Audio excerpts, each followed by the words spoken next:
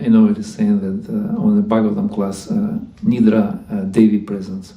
Therefore, some of the devotees, they sleep, and that's considered to be authorized. It's okay.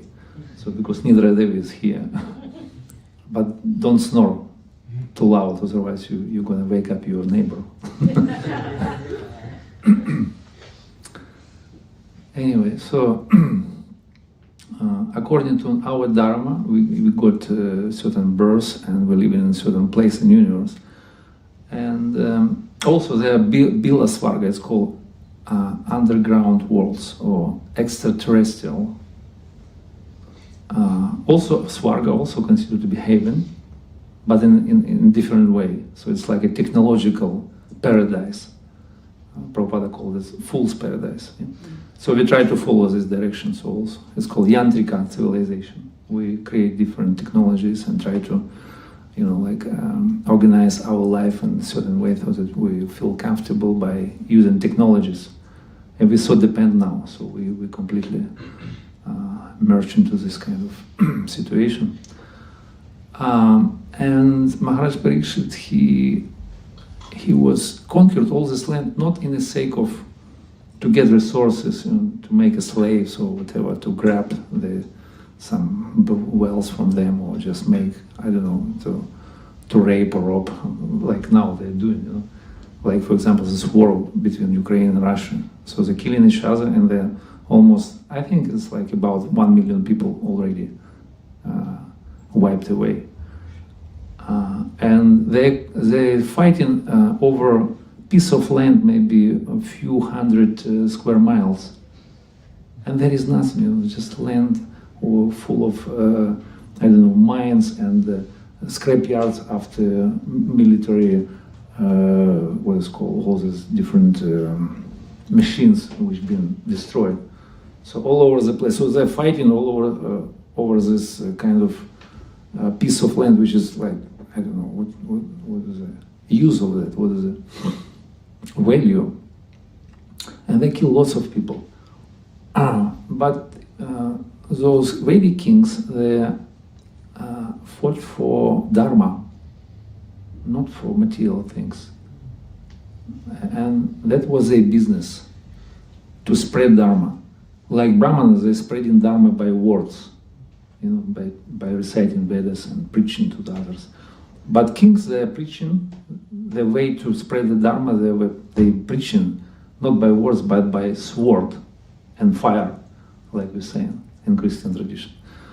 So by sword and fire to spread the Dharma. So this is religious war. It's not a like war for sense gratification, like cats and dogs. This is religious war. And Prabhupada said, civilization means fighting.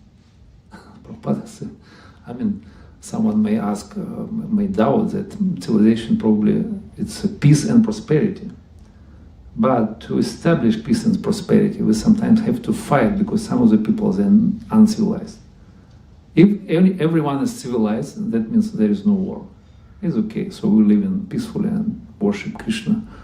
But this is fight for Krishna consciousness, to spread Krishna consciousness around, to spread, expand Dharma everywhere.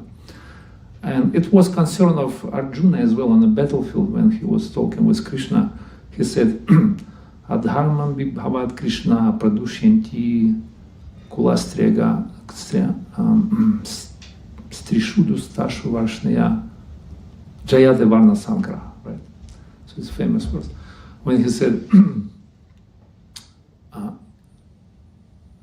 what he said, when a religion is prominent, then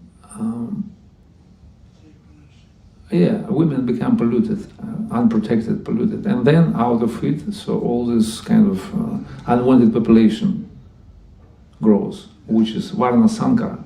All the problems in the world because of Varna Sankara. So we have in people those who spiritually ignorant and materially unqualified.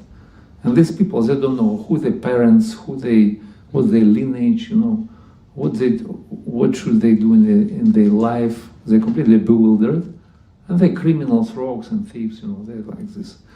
So, and therefore, society is disturbed. They created havoc and disorders.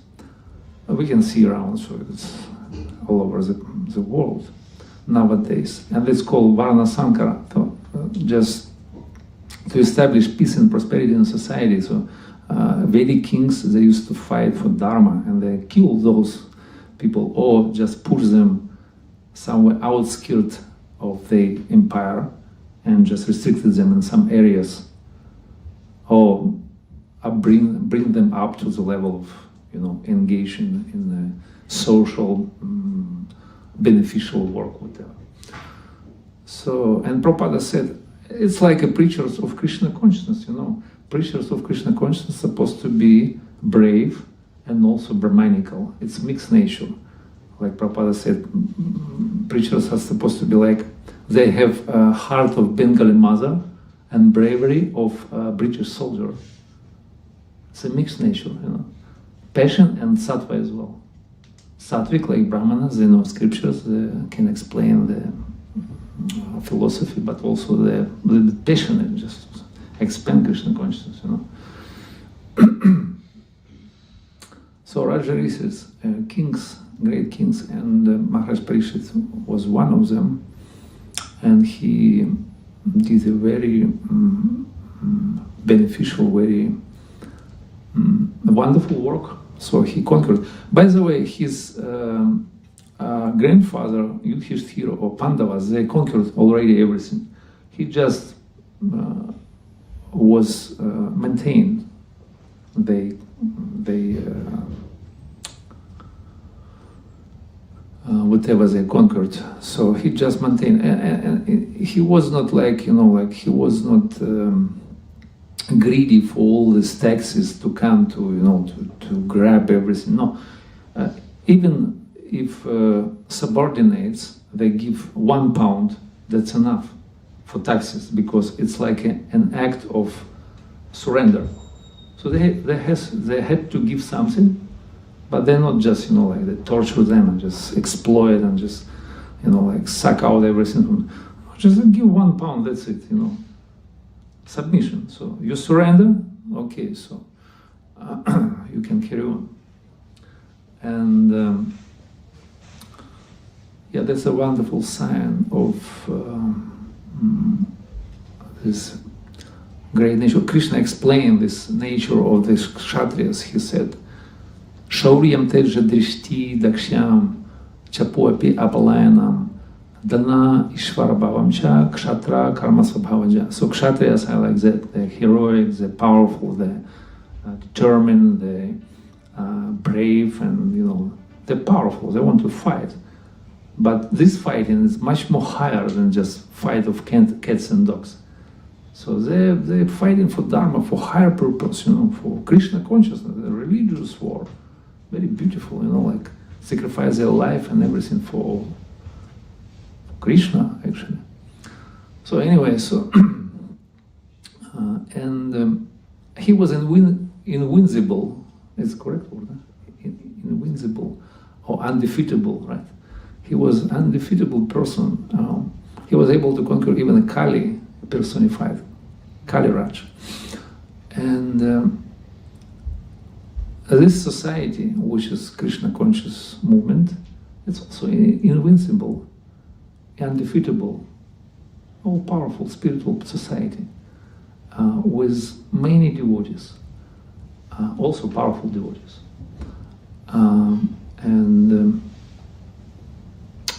This society, Krishna conscious movement, is a personal mission of Srila Prabhupada, and it is a bona fide branch of Sri Chaitanya tree, and this is a part of Chaitanya Lila or Sankirtan Lila. And we have many beautiful devotees, like today is the day of disappearance of Jayananda Thakur. So with such devotees we can conquer entire world. That's what Prabhupada wanted, to conquer all the world. And we see already symptoms of spreading the mission and golden age everywhere. It's already visible, and we see it. Prithiviti yashki nagaradigrama sarvatvar prachaya haiba morinama. So holy name sing in every town and village. It's already happening. Here in London, every day Harinam. It's like a beautiful, very good. Yeah, and Jayananda Prabhu, he was a very great follower of Srila Prabhupada. Prabhupada called him pure devotee. He said he went home back to Godhead. He went to Krishna Loka actually. And he been loved by everyone.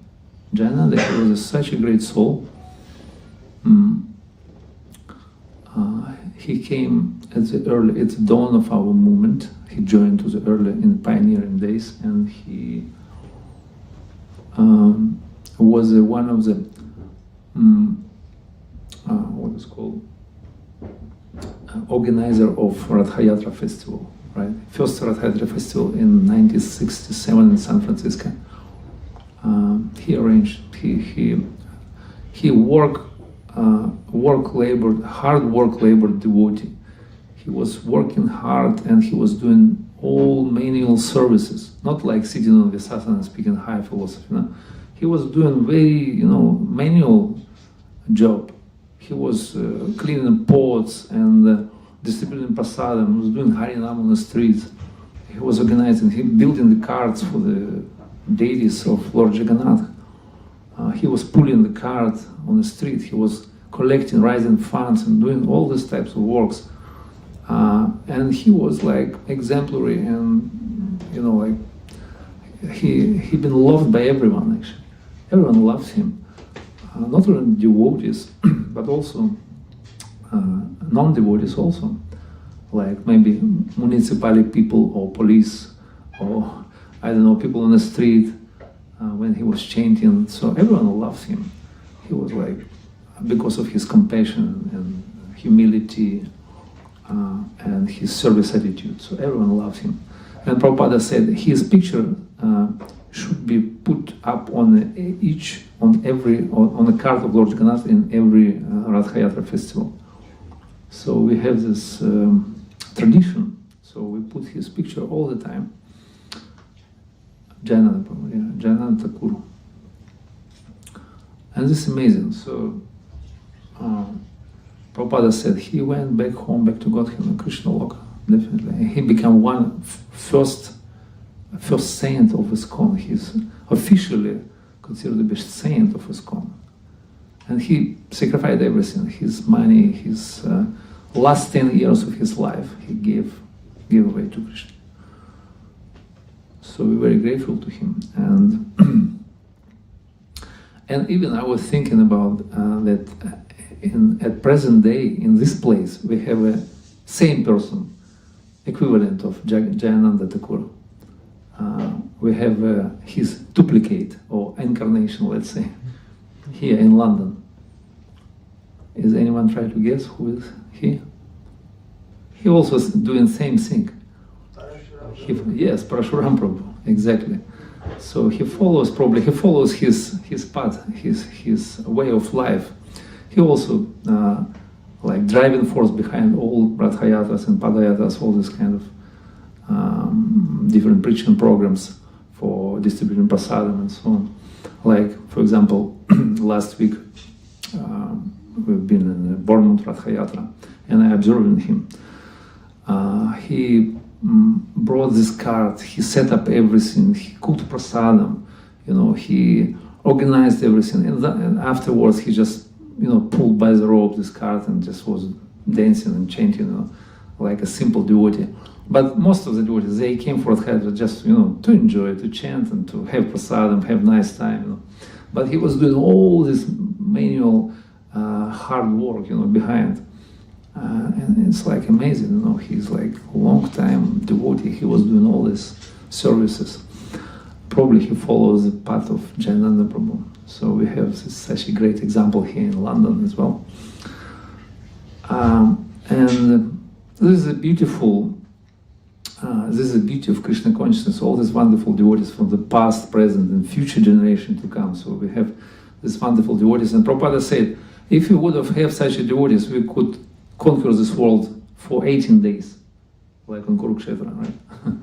So, therefore, we're very fortunate to be in this wonderful movement of great devotees, which are considered to be the treasure of value of and the heart of Lord Chaitanya.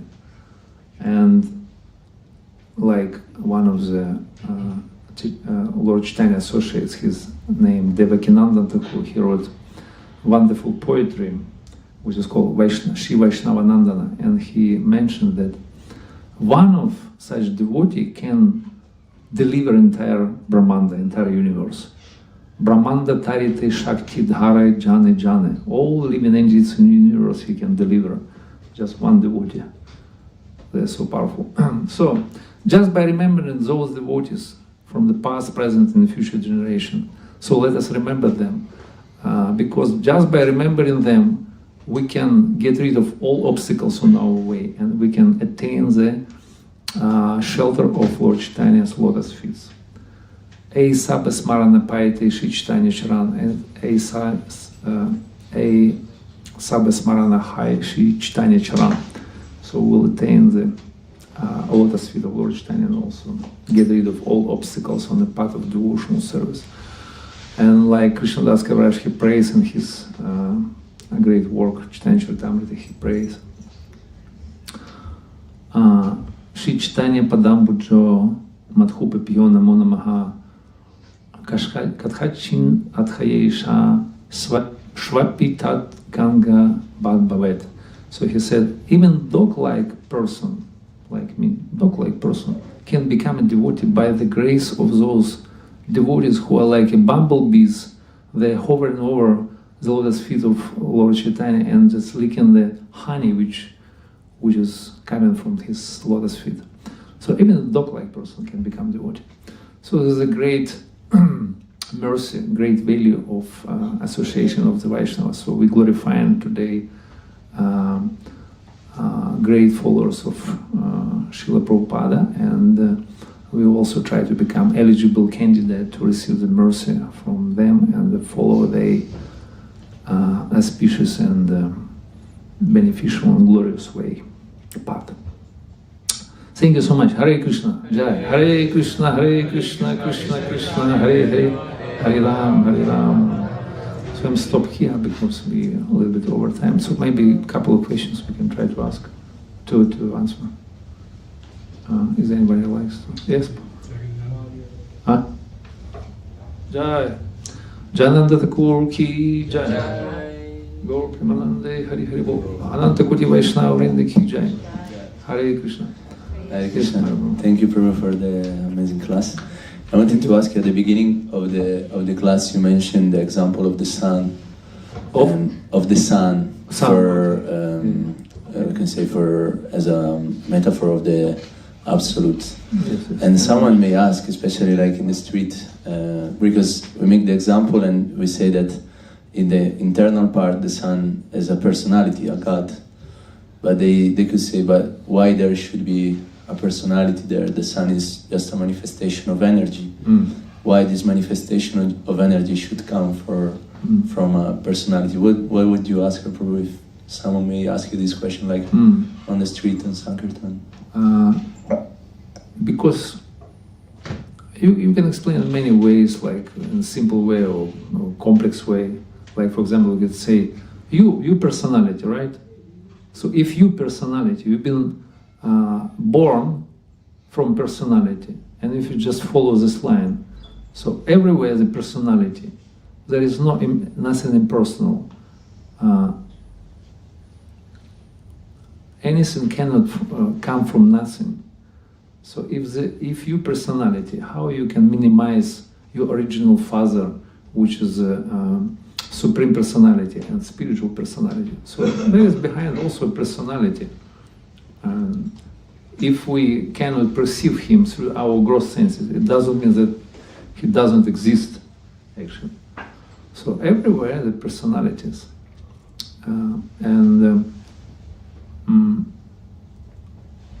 impersonal. So person cannot be born out of nothing, out of impersonal.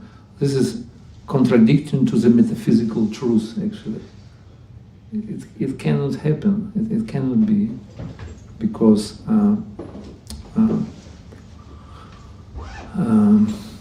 it doesn't have any basis or foundation. Like something simple can produce something more complicated. It never happens. They're saying about evolution, but emanation comes, something more simple comes from the something complicated.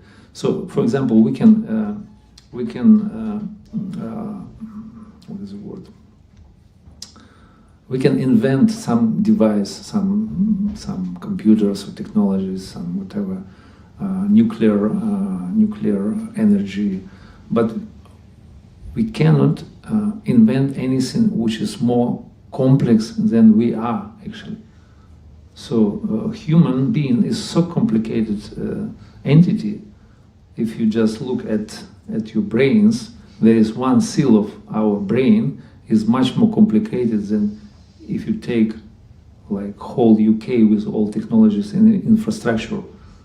One brain, which are billions of those brain cells in our head. So how is it possible that this such a complicated things came out of nothingness? It's like, out of explosion of British Library, or what was printing press comes to entire British encyclopedia. So it is contradicting to the metaphysical truth. It cannot be. It's contradicting their own theories, which they producing all the time. Like, for example, they're saying that matter is inclined, prone to entropy. It's falling apart, matter, right? But then again, there is no evolution. There is just entropy. The devolution of matter. There is no evolution, but devolution of matter. But then they're saying, so everything comes from matter. Matter is a cause of consciousness, cause of life. So they're contradicting themselves, you see. Because they're like a child. They're like a children. They're just, making some kind of ideas which are not really essential to the reality. Therefore, I don't know, you can explain them in a complex way or in a simple way by saying that you're person, you're born from person. So there is person behind everything. Originally, our Supreme Father, he's also a person. How you can be born out of nothing? So it cannot be. It doesn't happen anywhere. I don't know. Is anyone has any ideas about that? In the third canto of the Srimad Bhagavatam, there's a controlling deity for each part of the senses and for all the planets as well. So for the sun, there's a controlling deity who is personified as well. For the sun? For the sun, there's a controlling sun. deity who is personified. So Prabhupada is saying that we say there's a government, but the government, there's persons in the government. Similar for the sun. Similar for the sun. Yeah. That's right. So if there is material world or matter and like some kind of impersonal entities like government or like a parliament, but if you go study, analyze all these things, you can see their personalities, who is like constituent parts of this government or universal government. And government, there is also universal government behind. So the sin, so everywhere the personalities. So that's how it works. Personality is more superior energy than matter, and there is Parashakti and Aparashakti. Parashakti means living entities, those who personalities, and we exploit this material energy, which we are superior. By our potency, by our Shakti and everything, we're superior than this matter. How we can come how it would come from this matter if we just, with superior energy. So, anyway, so there are many different points. I don't know, maybe pick up a few and just, according to the level of those people who are talking. Hare Krishna. Hare Krishna. Sorry to make you tired and sleepy. Yes. So we probably stop here, right? Thank you so much. Hare Krishna. Jai. Granthara Srimad Bhagavatam ki jai. Shri Prabhupada ki jai. Superior Scholar Sandra Prabhu ki. Ananda Koti Vaishnava Vrinda ki jai. Shri ISKCON London UK ki jai. Gaur Premanande Hari Hari Bol. Hare Krishna. Hare Krishna. His Holiness Jayananda Thakur ki Jai. Sankirtan Yagya ki. An amazing class, Ki Jai.